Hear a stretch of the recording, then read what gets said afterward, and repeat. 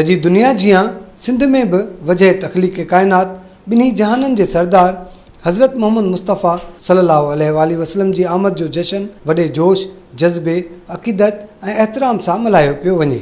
समाजी तंज़ीम CSSP पारां उमरकोट में मिठे मुरसल हज़रत मोहम्मद मुस्तफ़ा सल्लल्लाहु अलैहि वसल्लम जी आमद बासआदत जे हवाले सां उर्स मुबारक जी तक़रीब मुनक़द करे नातूं, मौलूद ऐं शेर पढ़ी रसूल ख़ुदा सल्लल्लाहु अलैहि वसल्लम सां मोहब्बत ऐं अक़ीदत जो इज़हार कयो वियो। झोली मुंहिंजी आहे ख़ाली, झोली भर या रसूलिल्लाह, झोली भर या हबीबिल्लाह। नाए ताक़त मुँह में मालिक, करम कर या रसूलिल्लाह, करम कर या हबीबिल्लाह। बदां बाहूं करयां दाहूं, पुनल तोखे पुकारियां थी। नाए ताक़त मुँह में मालिक, करम कर या रसूलिल्लाह, करम कर या हबीबिल्लाह। आयो चमन में दिल भर सरकार जे नमूने, आयो चमन में दिल भर सरकार जे नमूने। सभिनी अखियूं विछायूं, सभिनी अखियूं विछायूं खीकार जे नमूने।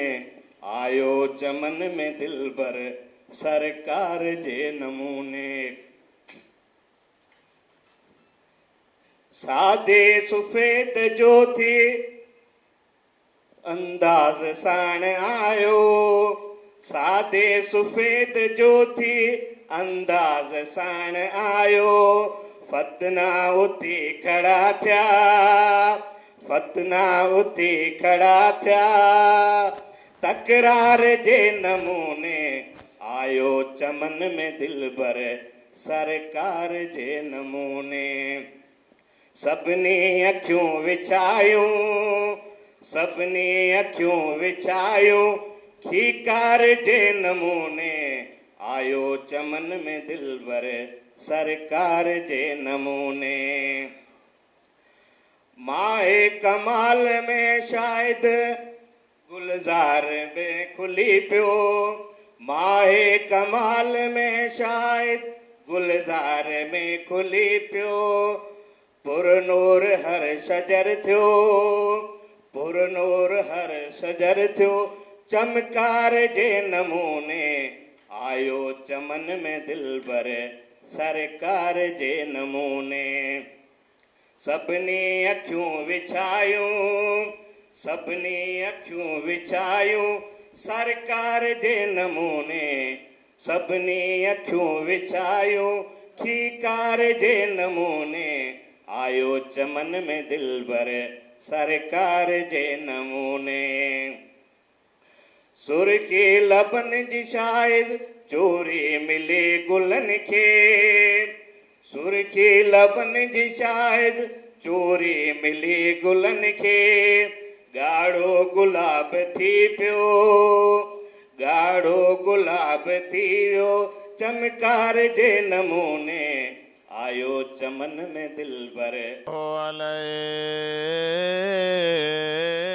या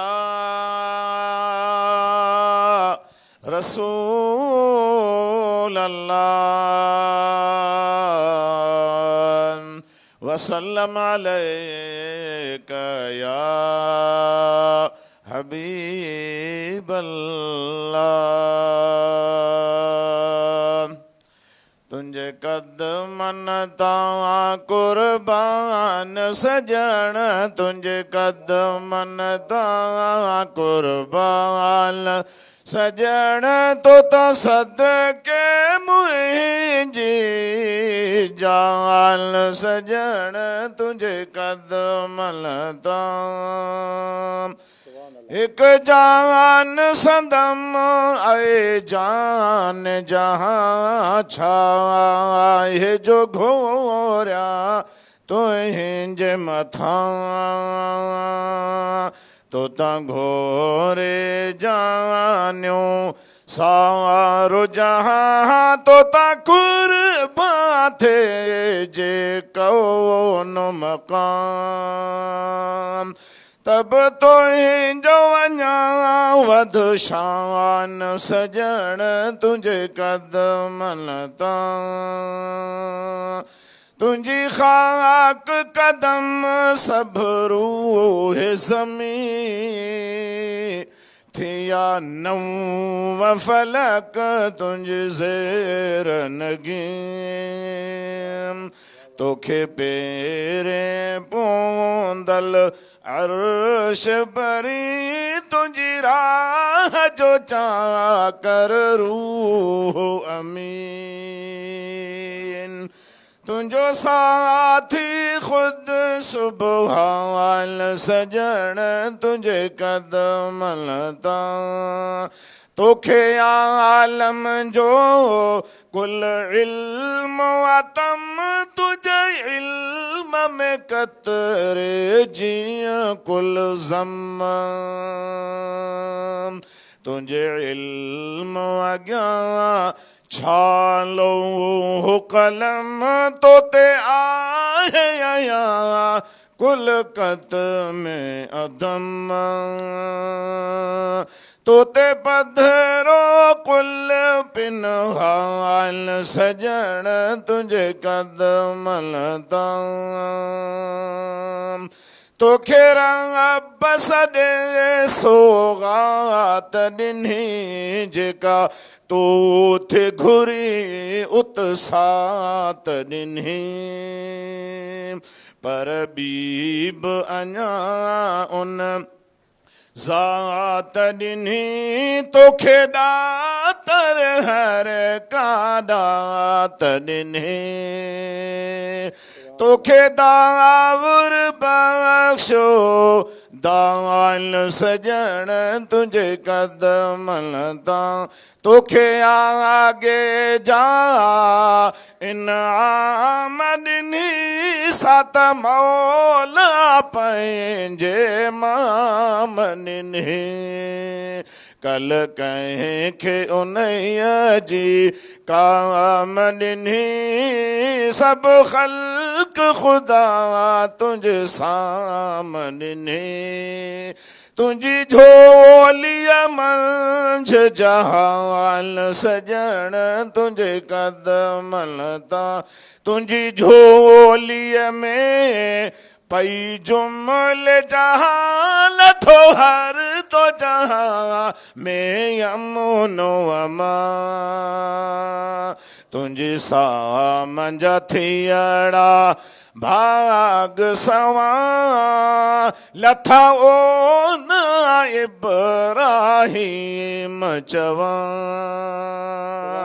सरो आलम इत्मीनान सजण तुंहिंजे कदमनि तां कुर्बान सजण तो तां सदके मुंहिंजे जान सजण तुंहिंजे कदमनि तां मोहब्बत कमली वाले से वो जज्बा है सुनो लोगो ये जिस मन में समा जाए वो मन मैला नहीं होता ज़मीं मैली नहीं होती ज़मन मैला नहीं होता मोहम्मद के ग़ुलामों का कफन मैला नहीं होता तू ही सादिक है तू ही अमीन है जानता आसमान ज़मीन है तू ही सादिक है तू ही अमीन है जानता आसमान ज़मीन है ऐ मोहम्मद तुझे सलाम ऐ मोहम्मद तुझे सलाम गारे हिरा से जो निकले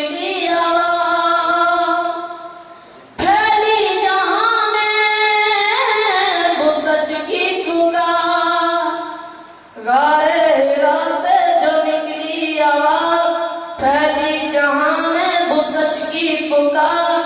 सफ़ई मुल्क गोया नबी जे शहर ताला, सफ़ई मुल्क गोया नबी जे शहर ता, नयूं शाम उरदन अला नयूं शाम उरदन, असी यमन जा दीवाना अला, असी मुस्तफा जे वतन जा दीवाना अला, असी मुस्तफा जे वतन जा दीवाना।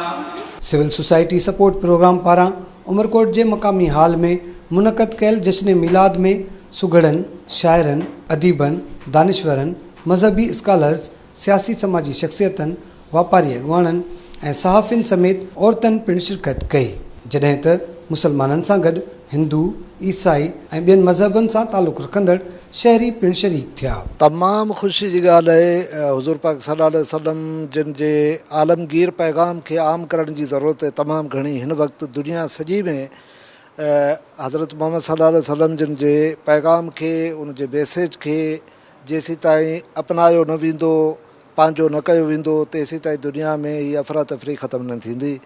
त CSSP सम्झे थी त सभई माण्हू, रुगो का हिकिड़ी मसलक न, रुगो को हिकिड़ो मज़हब खे मञींदड़ माण्हू न, बल्कि सभिनी मज़हबनि खे मञींदड़ माण्हू ऐं सभिनी मसलकनि जा माण्हू। हींअर जी तव्हां ॾिठो त हिते हर क़िस्म जे मसलक जो माण्हू बि वेठल आहे, हर क़िस्म जे मज़हब जो माण्हू बि वेठल आहे। त इहे सभई गॾिजी जॾहिं ओन कंदा, जी मौलवी साहिबु चयो त रहमतुल आलमीन वारे तारुफ़ सां जॾहिं नबी साईं जे पैगाम खे सम्झण जी कोशिशि कंदा, आम करण जी कोशिशि कंदा, त दुनिया में अमन ईंदो, फज़ीलत ईंदी, तहज़ीब ईंदी ऐं माण्हू माण्हू थी ज़िंदगी गुज़ारण जे लाइ जेको सो उनखे मौक़ा मिलंदा।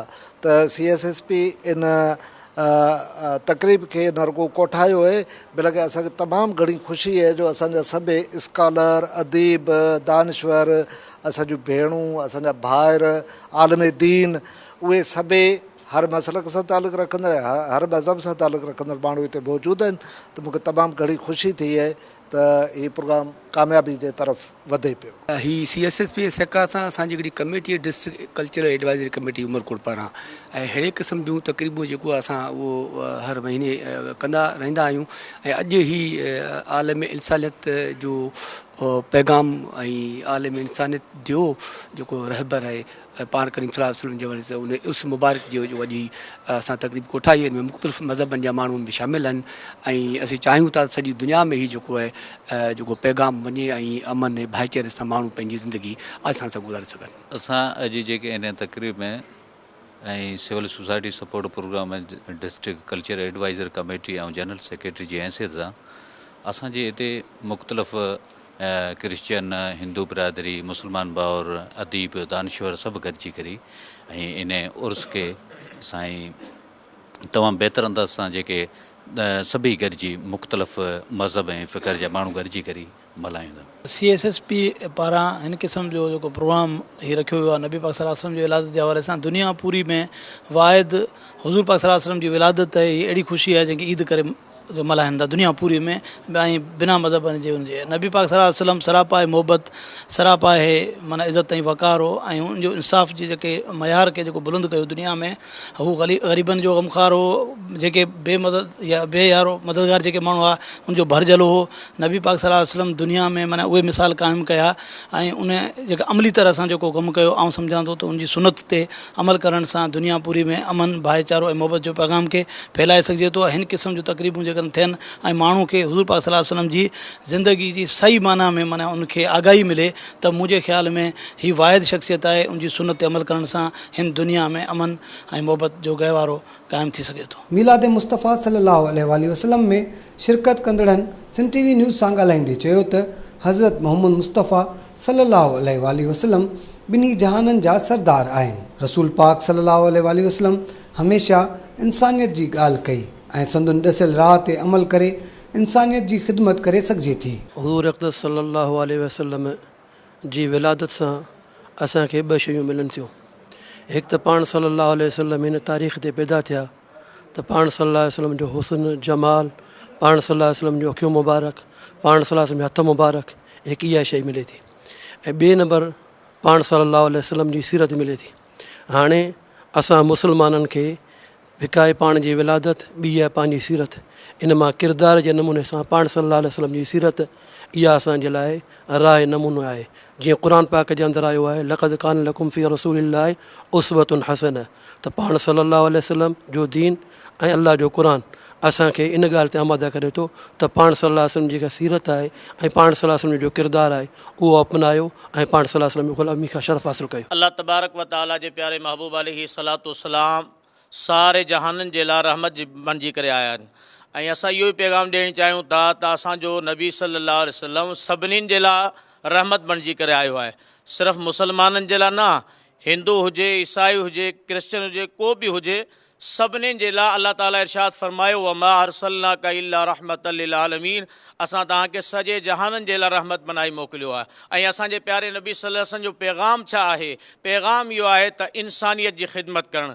दीन जो पैगाम छा आहे? इंसानियत जी ख़िदमत करणु। इस्लाम जो पैगाम छा आहे? त इंसानियत जी ख़िदमत करणु। ऐं असांजे प्यारे नबी सल्लल्लाहु अलैहि वसल्लम प्यार मुहबत जो असांखे दर्स ॾिनो त भाईचारे सां रहियो, प्यार मुहबत सां रहियो, पंहिंजे घर वारनि सां, पाड़े वारनि सां। त अॼु जे ॾींहुं, ख़ुशीअ जे ॾींहुं असां इहो पैगाम ॾियणु चाहियूं था त असां सभु जेको आहे प्यार मुहबत सां रहियूं, हिक ॿिए जो एतिराम करूं। अल्लाह ताला असां सभिनीनि खे हुज़ूर नबी करीम सल्लल्लाहु अलैहि वसल्लम जी मुहबत नसीब फरमाए। सॼी आलम दुनिया जे लाइ, सॼी काइनात लाइ रहमत बणिजी आया। ऐं असीं शुक्रगुज़ार आहियूं पंहिंजे अल्लाह साईं जो त जंहिं असांखे एतिरो बहितरीनु शख़्सियत ॾिनी ऐं जंहिं असांखे दुनिया में रहण जो, करण जो सभु तसलीक़ो ॾिनो। ऐं असीं जेको आहे माना ॾाढा ख़ुशि आहियूं। असीं CSSP जे प्रोग्राम में असांखे पैगाम ॾिनो, सुबुह जो असांखे फ़ोन कयो त असांखे ॾाढी ख़ुशी थी। असां चयो त इन ख़ुशी में असीं वेंदासीं त इहो नबी करीम सल्लल्लाहु अलैहि वसल्लम ऐं असांखे ॾाढी इहो किताबनि बि लिखियो आहे, असां पढ़ियो बि आहे त इन में यतीमनि जा यार, हर ग़रीबनि जा हॾ ॾोखी, ऐं अहिड़ो ग़रीबनि ऐं एतिरे क़दुरु जो ॿारनि जो इहो चवनि था त इहो खाइण वारियूं शइ खणी अचो त इन जूं खलूं बि पूरे रखियो। इन जी खाग मिटी जहिड़ा बि असीं न आहियूं, पर उन जे नक्श क़दम ते इनशा अल्लाह असीं कोशिशि करियूं था ई मेड़ाका गॾु करे असीं ख़ुशियुनि में त ॿियनि खे पैगाम ॾियणु चाहियूं था त अल्लाह करे सभु उन जे नक्श क़दम ते हलनि त उन जहिड़ा ईमानदार नबी करीम सल्लल्लाहु अलैहि वसल्लम जहिड़ा ईमानदार उनजे रत मुबारक में जुती भरिजी वई, कुझु आहे बि कोन, उहो उन जी खाक मिटी जहिड़ा असीं अल्लाह करे थियूं, पर उन जहिड़ा न था थी सघूं। उन्हनि चयो त न सिर्फ़ु मुस्लमान पर मुख़्तलिफ़ मज़हबनि जा माण्हू पिणु अलाह जे आख़िरी नबी हज़रत मोहम्मद मुस्तफ़ा सल्लल्लाहु अलैहि वसल्लम जो दिलि सां एहतराम कनि था। इहो ई कारण आहे जो अॼु मुख़्तलिफ़ मज़हबनि तोड़े मुख़्तलिफ़ मकतब फ़िक्र जा माण्हू हज़रत मोहम्मद मुस्तफ़ा सल्लल्लाहु अलैहि वसल्लम जी आमद जो जश्न तमामु घणी ख़ुशी सां मल्हाए रहिया आहिनि।